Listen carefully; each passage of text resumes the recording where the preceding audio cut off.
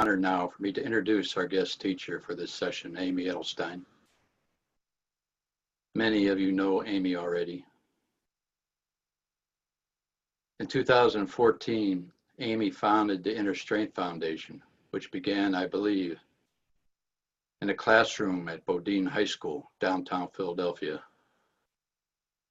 It now has expanded to 37 classrooms throughout Philadelphia. The foundation has taught over 5,500 kids in the Philadelphia school system over these past 5 years, and just recently received the 2019 Philadelphia Social Innovators Silver Award in anti-violence. And so besides holding down a full-time job of organizing this foundation and teaching students and teaching teachers, Amy also holds retreats, conducts individual mentorships, and holds weekday morning virtual meditations in which we're all invited. So for more information about Amy and these programs, you could go to her website at AmyEdelstein.com. So we are enormously grateful for you, Amy, for being here all these years and for being here today. And we're delighted to turn this first session over to you. Thank you. Thank you, Rick, as always. Nice to see everybody. Rick told me that the theme for today, the quality of meditative awareness that you're contemplating, is infinite openness. And as I was reflecting on that, I was thinking about, well, why do we want to reflect on infinite openness? What's the purpose of our meditation? We always want to be holding the context for our meditations. What are we doing this for? Who are we doing this to benefit? And how can it uplift not only ourselves, but bring ever more light, insight, and love into the world? It's so easy to get lost in the doing of things that we forget the why that we're doing those things in the first place. So infinite openness is a quality that we experience when we let go into deep meditation. We start to loosen the boundaries of the self. I like to use the metaphor that we're stretching the weave of the self to allow more light and awareness through. Usually our boundaries of the self are so tight, we feel very confined and restricted, which is really an attitude of mind. So we start to reflect on infinite openness, no beginning, no end. Then our minds have to let go because we can't really grasp that. We can't make that an object of awareness that we hold on to. We have to sort of soften our attention, soften our grip on trying to know, and allow ourselves to feel into that vast expanse of no beginning, no end. Cognitively, intellectually, you can think about it as you try to contemplate the first cause. When I'm in a classroom, I sometimes ask the kids, where did you begin? And of course, the first answer is my birthday, of course. Well, how did you come to be born? Then you go back to your mother and father. And how did they come to be born? And what about the food and the water that they ate and drank that nourished their bodies? And what about all the elements that were in the soil that gave rise to the food? And on and on and on, you start to see that really there's no beginning and no end to existence. There's, as the Buddhists like to call it, interdependent origination, or Alfred North Whitehead, the process philosopher, talked about it. We're in a constant state of interconnected unfolding. Now, when we think about that interconnected unfolding in terms of a vast expanse, we start to see that we can't pinpoint a beginning and an end. And if we can't pinpoint a beginning and an end, then it also means that we're not so separate from one another. So our own increasing ease, joy, and happiness has a ripple effect because we're so intertwined with everything around us. If we hold on to negative states of mind, resentment, bitterness, fear, pain, and suffering, then that inevitably will be our contribution to that infinite whole.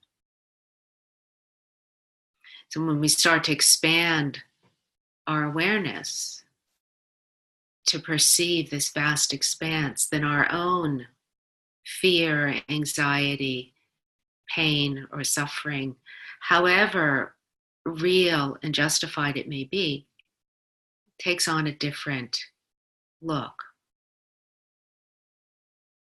So meditation, we're not trying to negate or avoid or deny pain, illness, suffering, and the effects that we've experienced in our lives of actions that were unskillful. But through allowing ourselves to reflect on infinity and that vast openness, we allow ourselves to pull out goodness or let the sting of disappointment recede a little bit. And as it recedes into the background of our awareness, when we reflect on infinite openness, then we start to find more causes for joy, more causes for happiness. And our own happiness and joy at the small things in life, the beautiful sunshine, the flight of a pigeon, the mischievousness of a squirrel, which you can find anywhere, in the middle of the worst sections of the city I live in. You start to experience that the arising of joy in your own mind through focusing on these small positives gives you resilience and space and room so that the sting of hardship doesn't take such a big toll. And when the sting of hardship doesn't take such a big toll on us, we become lights in the world.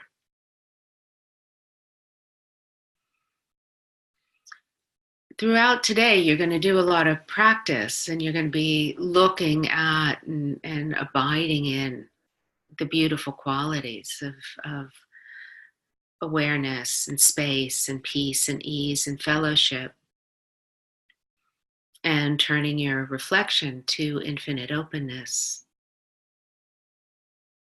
And I want to encourage you to really reflect on the purpose of that and the effect of that. The great role models throughout history who have emerged from really challenging circumstances all talk about the power of context and of the mind to enable them to find goodness even in the most challenging circumstances. Viktor Frankl's Man's Search for Meaning is an iconic book about that. And if we have little faith in the power of the mind to change circumstance, we simply need to turn to some of these stories to see the resilience and the meaning and the capacity of the human heart that can arise from reflection on purpose, on why we're doing things, and on the ripple effect that one person's focus and identification with goodness can have on their surroundings. So I encourage you throughout this meditation and throughout the day to also let yourself rest in a contemplation of why you're doing this, why you want to uplift your own experience of life, why you want to discover the mysterious quality of goodness that arises from meditative awareness, why you want to be happier, why you want to be more free from mental, emotional, and physical pain. And let that reason pull you into an ease and a purposefulness for your practice.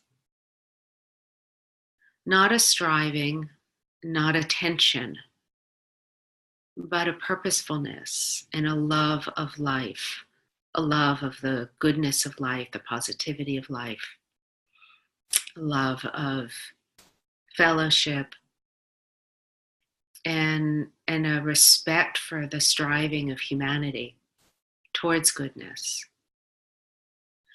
Especially these days where it seems like there's so much harshness in our public discourse and in public airwaves.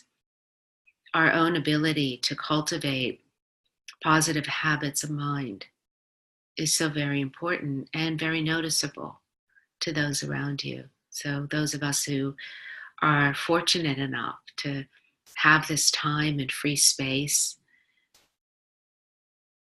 on a Sunday morning to come together and to reflect, let's recognize that our time and space here can benefit those around us in ways we can't even imagine.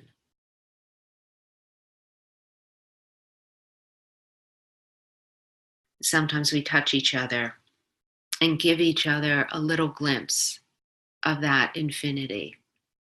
And that's just enough to help a friend who's struggling have hope again.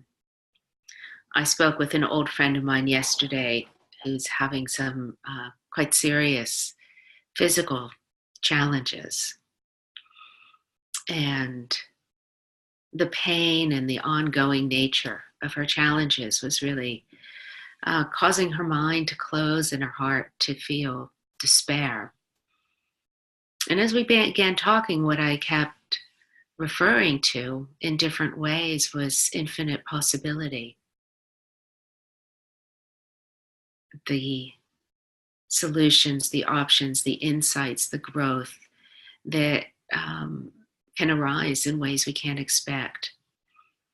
And from the beginning to the end of this short conversation, she experienced an extraordinary transformation of heart from one of discouragement to one of gratitude and upliftment and hope and sense of her own spiritual strength and spiritual hunger. And we touch each other in small ways, but that can make a huge difference in a life. So we'll meditate now, and as you let yourself sit back into the backdrop of awareness, allowing thought and feeling to settle, hold in your heart goodness, hold in your heart positivity, and hold in your heart the small graces of life, and bring those to the forefront, allowing those to rise to the surface and cross the screen of our awareness, even as we rest in that vast expanse of infinity.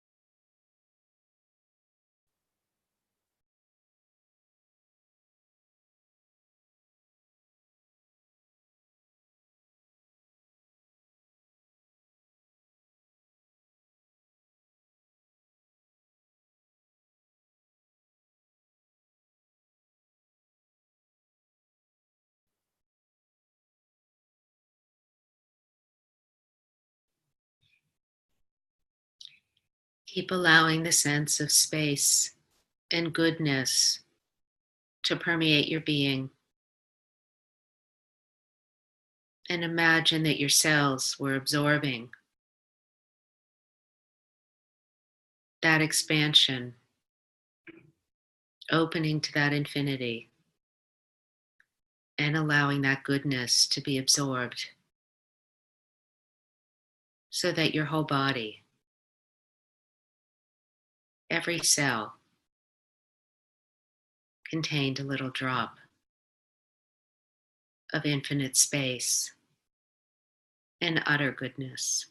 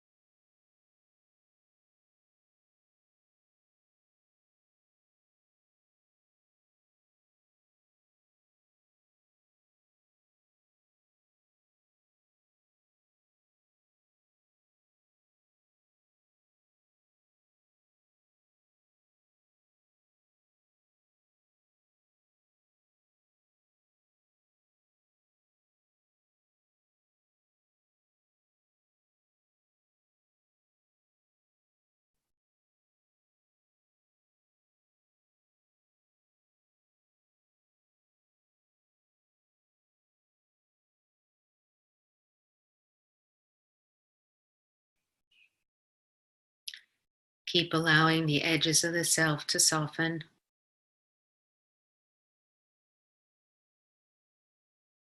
Allowing yourself to be held by the arms of the cosmos. Merging into that space of infinite goodness.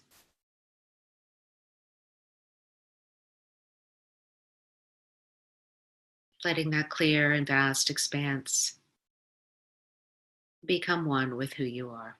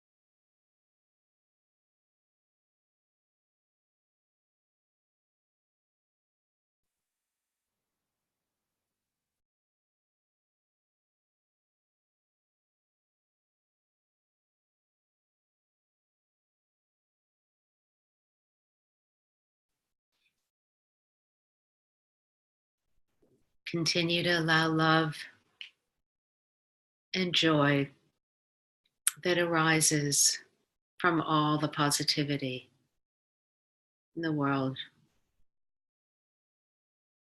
to refresh and rejuvenate your being, allowing that love and joy to settle and make a home in yourself.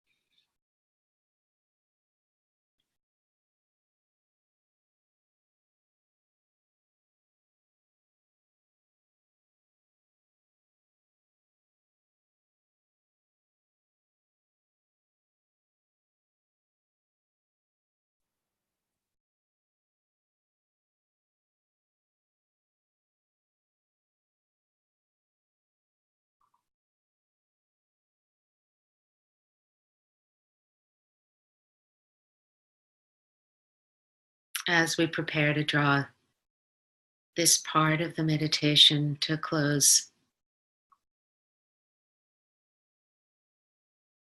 experience any shifts, allowing yourself to absorb insight and joy ever more deeply.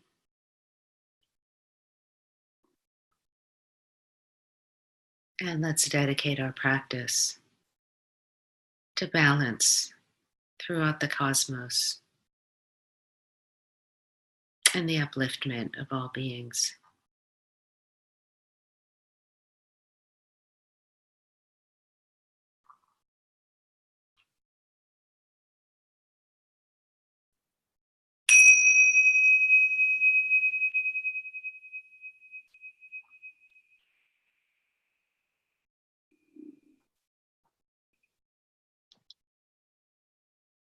Thank you, Amy, for your beautiful lead-in. We send you much love. Have a blessed day. Have a great rest of your sessions. I'll be with you in spirit.